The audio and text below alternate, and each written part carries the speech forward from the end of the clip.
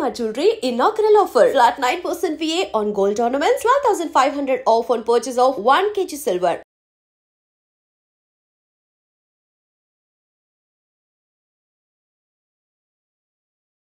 నమస్కారం, welcome to I dream. నేను మీ సంగీత. Police స్టేషన్కు వెళ్ళేటప్పుడు మనకు కొన్ని రైట్స్ ఉంటాయి, అది అందరూ తెలుసుకోవాలి. నేను ఈ వీడియోలో వాటి గురించి చెప్పే ప్రయత్నం చేస్తాను. పోలీస్ స్టేషన్కు వెళ్ళినప్పుడు ఏదైనా కంప్లైంట్ ఇస్తున్న సమయంలో కానివ్వండి, లేదు అనుకుంటే పోలీసులు ఎవరైనా మనల్ని ప్రశ్నిస్తున్న సమయంలో కానివ్వండి, అలాంటి సమయంలో మీరు ఖచ్చితంగా మీ మొబైల్లో కెమెరా ఆన్ చేసి ఫొటోస్ కానివ్వండి, వీడియోస్ కానివ్వండి రికార్డ్ చేసుకోవడానికి మీకు అన్ని రకాల రైట్స్ ఉన్నాయి. ఎందుకంటే పోలీసులు అంటారు, అరే ఎందుకు తీసేవరా కెమెరా ఆఫ్ చేయి అని చెప్పేసి.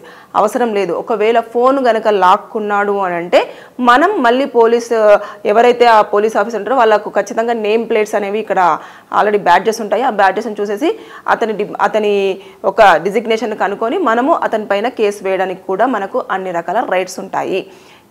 దాంతోపాటు మీరు ఒకవేళ కెమెరా మానేయండి, తీయొద్దు, మేము మాట్లాడుతున్న మాటలు మీరు రికార్డ్ చేయొద్దు, అసలు పోలీస్ స్టేషన్ని మీరు షూట్ చేయొద్దు అని చెప్పేసి అన్నప్పుడు పోలీస్ స్టేషన్లో సీసీ కెమెరాలు ఉన్నాయా లేదా అన్నది మీరు కూడా అబ్జర్వ్ చేయండి. కంపల్సరీగా పోలీస్ స్టేషన్లో మస్ట్ అండ్ షుడ్గా కెమెరాస్ ఉండాలి. వాళ్ళు పోలీసులు మనతో మాట్లాడుతున్నప్పుడు కానివ్వండి, లేదు అంటే మన దగ్గర నుంచి ఇన్ఫర్మేషన్ తీసుకుంటున్నప్పుడు కానివ్వండి, వాళ్ళు మనతో బిహేవ్ చేస్తున్న విధానం ప్రతి ఒక్కటి కూడా ఆ సీసీ కెమెరా అనేది రికార్డ్ చేస్తుంది. కంపల్సరీ సీసీ కెమెరాలు ఉండాలి. అప్పుడు మీరు క్వశ్చన్ చేయండి, మీరు మొబైల్ తీసుకుంటే మీరు సీసీ కెమెరాలు ఎందుకు పెట్టుకోలేదు అని చెప్పేసి క్వశ్చన్ చేసే రైట్స్ ఉంటాయి. మేడం మీరు బాగానే చెప్తున్నారు కూర్చొని, అక్కడ పోలీస్ స్టేషన్కి వెళ్ళిన తర్వాత సీన్ అంతా రివర్స్లో ఉంటుంది, వాళ్ళు ఖచ్చితంగా మమ్మల్ని కొడతారు అంటే వారికి కొట్టే రైట్స్ కానివ్వండి, మిమ్మల్ని ఒరై రారా పోరా అని పిలిచే రైట్స్ కూడా లేవు. కొంతమంది అయితే ఇంకా నేను ఆ మాట చెప్పలేను కానీ అలాంటి దుర్భాషలు కూడా యూజ్ చేస్తూ ఉంటారు. వాటిని మీరు రికార్డ్ చేసుకొని మీరు కనుక కోర్టులో ప్రొడ్యూస్ చేసినట్టయితే ఆ పోలీస్ ఆఫీసర్ యొక్క ఉద్యోగం పోయే అవకాశం ఉంది కంపల్సరిగా. ఎందుకంటే చాలా కాన్స్టిట్యూషన్లో చాలా వరకు ఒక నార్మల్ పర్సన్ని ఎలా రెస్పెక్ట్ చేయాలి, పోలీసులు వారితో ఎలా బిహేవ్ చేయాలి అనేది చాలా స్పష్టంగా చాలా క్లియర్గా మెన్షన్ చేయడం జరిగింది.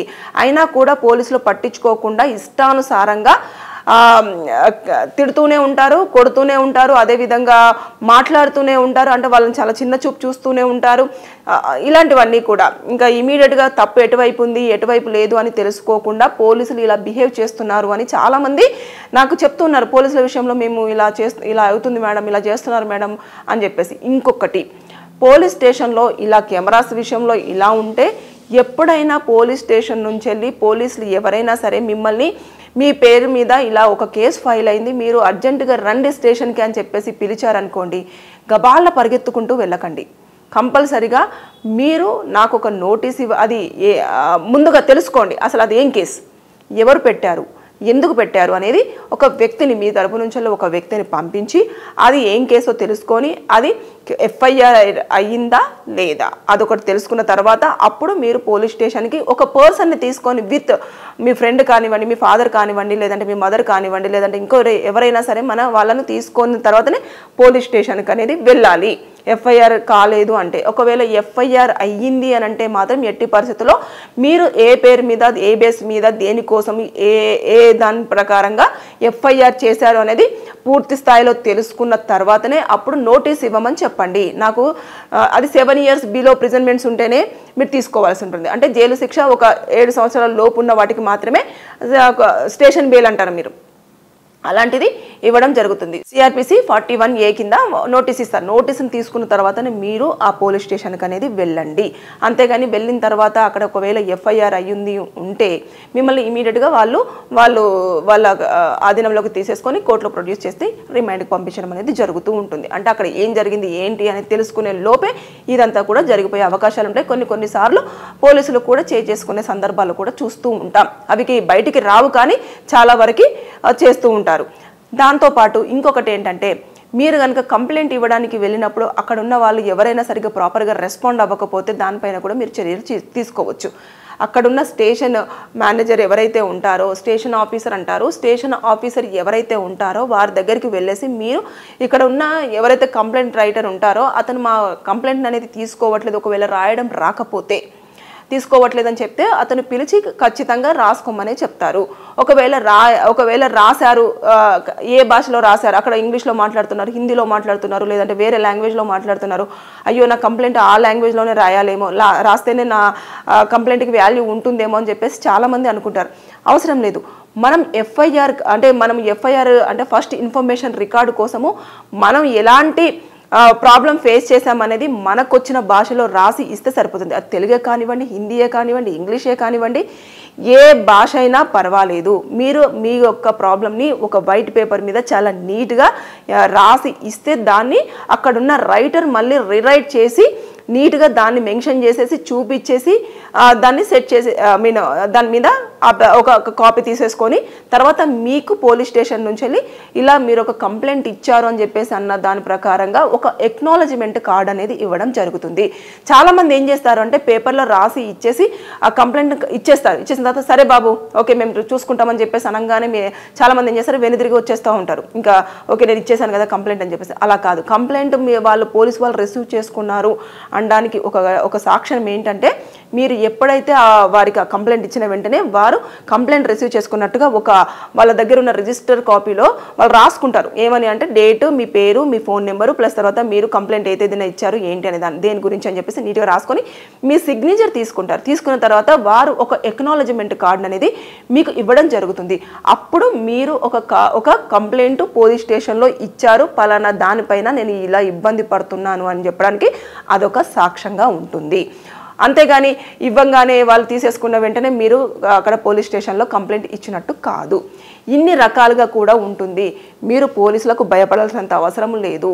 అసలు కాన్స్టిట్యూషన్లోనే లేదు. అసలు పోలీసులు ఇలా మాట్లాడాలి, అలా మాట్లాడాలి, ఇలా బిహేవ్ చేయాలి, ఇలా తీసుకోవాలి, అలా తీసుకోవాలని చెప్పేసి ఎక్కడ కూడా లేదు. కాబట్టి మీరు ధైర్యంగా స్టెప్ తీసుకోవచ్చు. ఒకవేళ మీరు కనుక అలా క్వశ్చన్ చేస్తున్నారు అని అంటే అప్పుడు పోలీసు వాళ్ళు మీతో దురుసుగా బిహేవ్ చేస్తే అక్కడే మీరు ఏమనకండి. వచ్చిన తర్వాత మన చట్టాలలో కాన్స్టిట్యూషన్లో ఉన్న ఏ చట్టం ప్రకారంగా వెళ్తే మీకు న్యాయం జరుగుతుందో దాని ప్రకారంగా వెళ్ళి చూడండి తప్పించి మీరు అక్కడ వాగ్వాదం చేసేసుకొని పోలీసుల మీద అరిచి, ఎందుకంటే అతను గవర్నమెంట్ ఎంప్లాయీ, అతను డ్యూటీలో ఉన్నాడు, అతని ఒంటిపైన కాకి డ్రెస్ ఉంది. అలాంటి ఒక గవర్నమెంట్ ఎంప్లాయీని మనం గనక తిట్టినా లేకపోతే చేసుకున్నా అతనితో ఆర్గ్యుమెంట్ చేసినా సరే తిరిగి వాళ్ళు మన మీద కేసు పెట్టడానికి వాళ్ళకు రైట్స్ ఉంటుంది. అంటే నాతో ఇలా బిహేవ్ చేశాడు, ఇలా జరిగింది అని చెప్పడానికి ఇలా ఉంటుంది. కాబట్టి పోలీస్ స్టేషన్కి వెళ్ళే ముందు జాగ్రత్త. పోలీస్ స్టేషన్కి వెళ్ళిన తర్వాత మనకున్న రైట్స్ ఇవన్నీ ఉన్నాయి. సో మీరు ఎప్పటికప్పుడు చట్టాలు తెలుసుకోండి, అవేర్నెస్ అవుతూ ఉండండి. అంతేకాని మీరు తెలియకుండా గబాల్లా పోలీస్ స్టేషన్కి వెళ్ళి ఇష్టం ఉన్నట్టుగా బిహేవ్ చేసి ఇంకొకటి చాలామంది రికమెండేషన్స్తో వెళ్తూ ఉంటారు.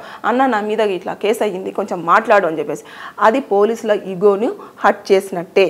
దయచేసి మీరు గనక ఒకవేళ కంప్లైంట్ వచ్చింది అన్నప్పుడు అది ఏం కంప్లైంటో మీరు తెలుసుకొని ఇమీడియట్గా మీరు సాల్వ్ చేసుకొని కొంచెం రిక్వెస్ట్ వేలో వెళ్తే పోలీసులు దాన్ని ఎఫ్ఐఆర్ చేయకుండా కొన్నిసార్లు ఆపే ఛాన్సెస్ ఉంటాయి. మీరు ఎప్పుడైతే రికమెండేషన్ చేపిస్తారో ఆ రికమెండేషన్ చేయించడంలోనే వారి ఈగో అనేది హర్ట్ అయ్యి నేను పిలిస్తే రాకుండా ఎవరితోటో కాల్ చేయించారు అని చెప్పేసి వాళ్ళు ఏం చేస్తారంటే వారికి ఉన్న కోపంతో ఇమీడియట్గా ఎఫ్ఐఆర్ అనేది ఫైల్ చేయడం అనేది జరుగుతుంది. చాలా కేసులలో అలాగే జరుగుతుంది. నేను పిలిస్తే రాకుండా ఎవరితోటో ఫోన్ చేయించావేంట్రా, రాగానే ఇలా మాట్లాడుతూ ఉంటారు పోలీసులు. అంతేకాకుండా వాళ్ళు చెప్తే నేను వింటాను అనుకున్నావా అని, అరే వీడి మీద ఎఫ్ఐఆర్ చేసేయండిరా అని చెప్పేసి ఇలా చెప్తూ ఉంటారు పోలీసులు. ఇలాంటివన్నీ కూడా మీరు ఫోన్లో రికార్డ్ చేసుకొని కోర్టులో మీరు ఎప్పుడైతే ప్రజెంట్ అవుతారో ఆ టైంలో కనుక జడ్జి గారి ముందు ప్రజెంట్ చేశారు అంటే ఖచ్చితంగా వారికి పనిష్మెంట్ ఉంటుంది. సస్పెండా లేకపోతే మొత్తం ఉద్యోగం నుంచి టర్మినేషన్ అనేది కూడా కోర్టు డిసైడ్ చేస్తుంది.